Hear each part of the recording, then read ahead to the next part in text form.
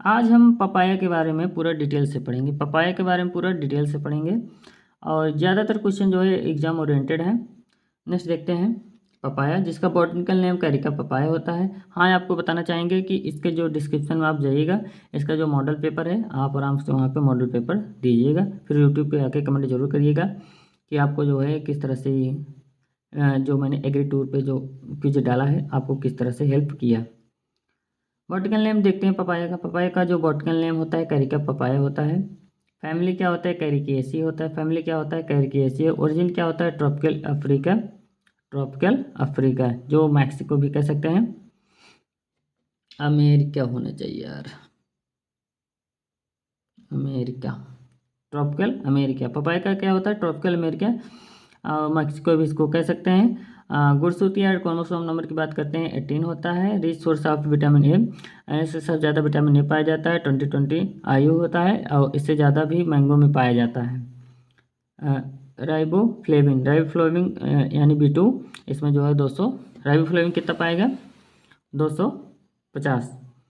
Papaya rich source of calcium, जो papaya होता है इसमें सबसे ज़्यादा कैल्शियम भी पाया जाता है। इसमें कितना कैल्शियम पाया गया, 30 mg पर 100 ग्राम पाया जाता है। तो ऐसे क्वेश्चन इसमें बना के दे देता है कि इसमें जो है विटामिन ए अधिक पाया जाएगा, राइबोफ्लेविन भी अधिक पाया जाएगा और कैल्शियम भी अधिक पाया जाएगा। तो आपको जो है उसमें देगा जा पहला दूसरा सही है तो दूसरा तीसरा सही है, पहला दूसरा तीसरा सही है, तो आप क्या टिक मारेंगे, पहला दूसरा तीसरा, क्योंकि तीनों ही उसमें रिसोर्स ही पाए जाते हैं। तो क्वेश्चन ऐसे ही डिफिकल्ट बन जाते हैं, तो इसीलिए थोड़ा सा ध्यान से पढ़ना पड़ता है। मिनिमम जनरेशन जो होना चाहिए इसका 85% होना चाहिए। हमेशा क्या करता है कि एक स्टैंडर्ड बना देता है कि NSC और स्टेट लेवल के जो जितने भी सीड एजेंसियाँ हैं वो बता देता है कि 85% के नीचे नहीं होना चाहिए। ज़्यादा तो आपका 100% हो जाएगा चलेगा, लेकिन 85% से कम जनरेशन नहीं होना चाहिए। बनाना के बाद papaya provide more income per hectare.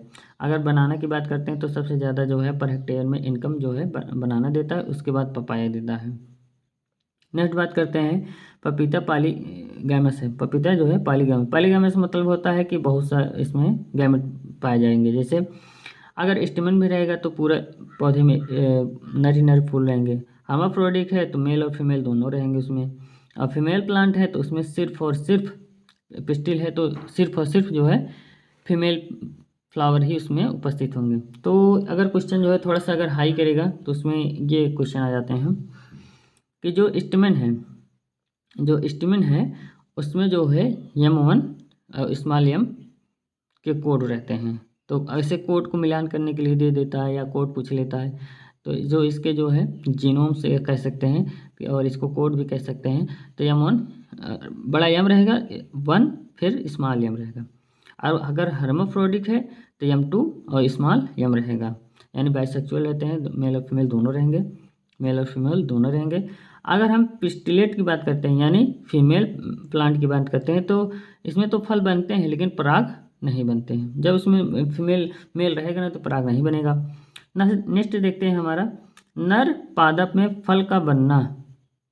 कभी कभी क्या होता है नर पौधे में ही आपको जो है उसके जो है जेंडर चेंज हो जाते हैं। लो टेम्परेचर, हाई टेम्परेचर या किसी और अन्य कारण से उसके जेंडर चेंज हो जाते हैं। तो क्या होता है कि नर और मादा अगर सिर्फ और सिर्फ नर पौधा है तब भी उसमें जो है फल का निर्माण हो जाता है। उसे क्या कहते हैं, कार्पेलोडी। कार्पेलोडी। नेक्स्ट देखते हैं एक ही ऐसा एक कुकुरबिट में आप देखेंगे और एक पपीते में आप देखेंगे। ये क्या करते हैं टेम्परेचर बढ़ने के बाद जो है अपना जो है जेंडर चेंज कर देते हैं। और कुकुरबिट में सेम ऐसे होता है, टेम्परेचर कम होने पर अपना जेंडर चेंज कर देते हैं। आप लोग इस पर जो है थोड़ा सा ध्यान दीजिएगा, इसके बारे में और अध्ययन करिए। Papaya seed is enclosed with gelatinous layer. जो पपाया का जो सीड होता है आप जैसे एक उसको कट करेंगे उसको देखिए कि ऊपर से एक चिपचिपा पदार्थ है, उसमें के जिलेटिन पदार्थ जो है भरा रहता है कि परमेबल मेम्ब्रेन के अंदर। तो उसको क्या करते हैं, सार्कोटेस्टा। पपाया में फिलर क्रॉप के रूप में टोबैको लगाएं। अगर पूछा जाए पपाया में फिलर जो क्रॉप के रूप में उसमें क्या लगाते हैं, टोबैको सबसे ज़्यादा बेस्ट पड़ता है। पपाया में अगर फिलर क्रॉप लगा रहे हैं, फिलर क्रॉप मतलब होता है कि 4 पौधे लगाएं, उसके बीच में जो है एक स्थान खाली रहता है, तो उसके अंदर हम लोग टोबैको या कुछ भी ऐसे लगा सकते हैं, लेकिन ज़्यादातर प्रेफर करते हैं टोबैको के। कुकुरबिट इसलिए नहीं करते हैं क्योंकि वो ज़्यादातर जो इंसेक्ट होते हैं वो रोग फैलाने के काम करते हैं, वायरस वायरस होते हैं तो वो बहुत ज़्यादा फैला देते हैं। Papaya is a tropical fruit, जो पपाया है क्या है, ट्रॉपिकल फ्रूट होता है, और ट्रॉपिकल अमेरिका मैंने बताया था ना, वही ट्रॉपिकल फ्रूट है। नेक्स्ट बात करते हैं हम लोग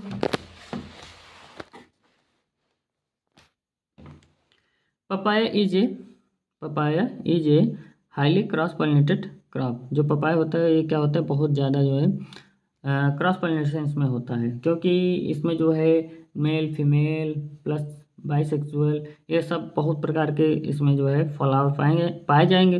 तो इन सब में जो परागण होगा तो ज़्यादातर जो है प्रेफर करता है कि क्रॉस पॉलिनेशन ही होगा। जो क्रॉस पॉलिनेशन का जो रेशियो होता है 1:10 का होता है, यानी एक मेल रहेगा तो 10 जो है फीमेल रहेंगे, ऐसा रेशियो उसको लगा करके ही किया जाता है। नेक्स्ट देखते हैं, अभी गाइनोडाइसिस और बात करेंगे अलग से। अगर गाइनोडाइसिस आप लगाते हैं तो ज़्यादातर जो है मेल पौधे की आवश्यकता नहीं होता है, लेकिन अगर आप गाइनोडाइसिस नहीं लगा रहे थे तो आप जो है उसमें जो है मेंटेन करने के लिए आप उसमें मेल और फीमेल का रेशियो आपको मेंटेन करना पड़ेगा। पपाया इज ए पॉलीगैमस, मतलब इसमें जो है विभिन्नता पाई जाती है मेल फीमेल, और इसे पॉलीगैमस मतलब मेल फीमेल और हर्माफ्रोडिक ये सब फ्लावर अलग अलग पाए जाएंगे। जो highly sustainable to water logging होता है, जो इसी में तो जो है अर्धगलन सबसे ज़्यादा लगता है, और इसी के वजह से इसमें लॉगिंग भी होता है। फ्रस्ट के प्रति भी ये क्या होता है, सब सेंसिटिव होता है, स्ट्रॉन्ग अगर विंड चल रहा है तब भी ये टूट के गिर जाता है। Yellow fruit colour pigment of papaya due to presence of caricaxanthin, जो उसका येलो कलर होता है उसके किसके कारण, तो क्वेश्चन बहुत आता है कि कैरिका पपाया होता है ना, तो कैरिकाजेंथिन होता है। Enzyme present in dry lactase of papaya, जो हम लोग उसमें से पपेन एक्सट्रैक्ट करते हैं। पपेन तो हमेशा जो है जो कच्चे जो है फल होते हैं उसी में से यूज करते हैं। लगभग 70 दिन का हो जाता है तब हम उसमें से लगभग वो मेच्योर से पहले हम लोग उसमें क्या करते हैं, चीरा या कट लगा करके उसके पानी को निकालते हैं, जिसके लैक्टेस निकलता है, जिसको उस लैक्टेस को हम पपेन कहते हैं। और पपेन के जब सूख जाता है तो उसमें ही पेप्सिन नाम का एंजाइम पाया जाता है, पेप्सिन नाम का एंजाइम पाया जाता है। पेप्सिन में प्रोटीन 72% तक पाया जाता है। जो पेप्सिन होता है उसमें जो है प्रोटीन कितना परसेंट पाया जाएगा, 72% पाया जाएगा। CO5 से 1500 मतलब लगभग 1500 kg आपको जो है इसमें से पर हेक्टेयर जो है पपेन आपको मिलेगा। फ्रूट टाइप की बात करते हैं, फ्रूट टाइप जो इसका बेरी होता है, फ्रूट टाइप क्या होता है, बेरी होता है। टाइप ऑफ इन्फ्लोरेंस की बात करते हैं तो अब इसका पुष्पक्रम, जो इसमें पुष्पक्रम होते हैं वो किस प्रकार के होते हैं, एक्सिलरी होते हैं। ये हमेशा क्या होते हैं, ऊपर ही आते हैं। जैसे पौधा बड़ा हुआ फिर उस पर आया, फिर जड़ पूरे फल तोड़ लीजिए, फिर उसके बाद जब पौधा थोड़ा सा बड़ा होगा फिर उसी पे आएगा, यानी हमेशा जो है नए ग्रोथ पे आते हैं, नीचे कभी नहीं आएगा। एक्चुअली पेनिकल्स होते हैं, इसमें क्या होते हैं, पुष्पक्रम पेनिकल होते हैं।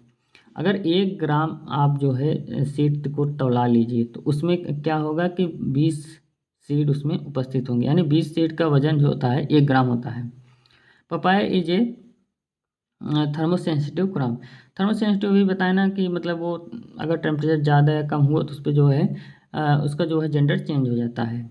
हाई टेम्परेचर अगर हो गया 35 से ज़्यादा तो लीड टू फीमेल स्टेरिलिटी, तो फीमेल क्या हो जाते हैं, बांझ हो जाती हैं, स्टेराइल हो जाती हैं। प्रोटो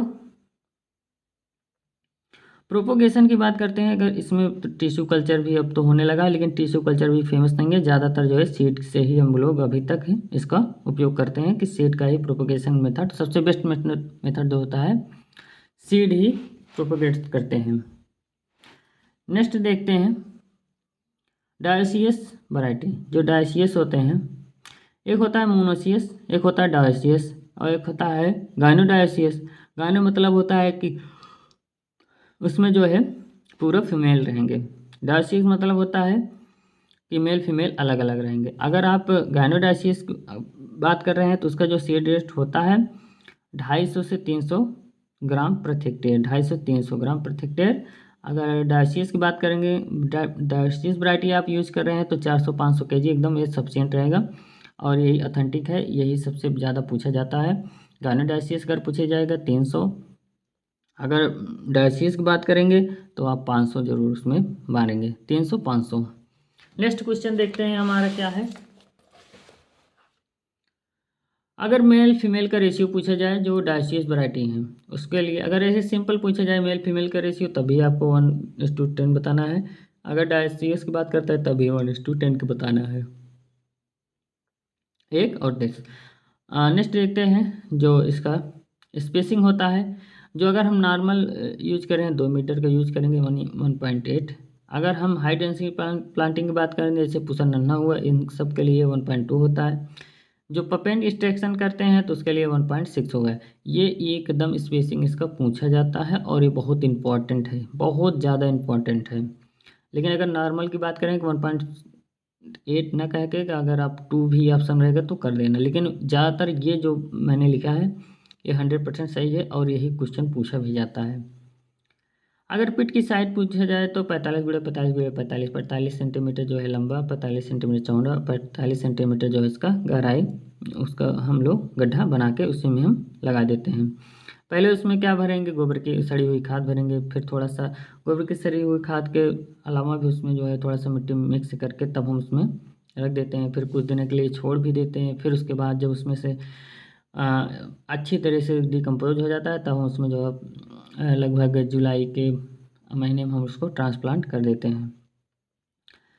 1.5 से 2 मंथ में ही ट्रांसप्लांटिंग करते हैं। जैसे आज हमने नर्सरी डाल दिया है तो 2 महीने बाद हम इसको ट्रांसप्लांट कर देंगे। ये क्वेश्चन बहुत ज़्यादा पूछा जाता है तो 2 महीने लग जाता है, लगभग 60 दिन का।